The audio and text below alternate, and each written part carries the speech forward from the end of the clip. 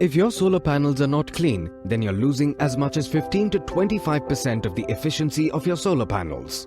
Traditional methods for cleaning solar panels require investing time and funds on training, are never 100% safe for people, and increase the likelihood of damage to the solar panels due to human error. The entry of high-tech drones into the solar market will be a game changer and save time as well as money.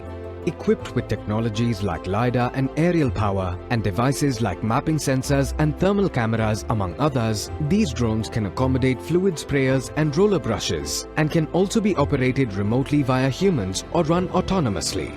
They are best employed in rooftop solar plants or in remote areas. The use of drone technology in panel cleaning is the masterstroke of the renewable energy industry that ensures that solar panels can be utilized more efficiently and to make green energy cheaper.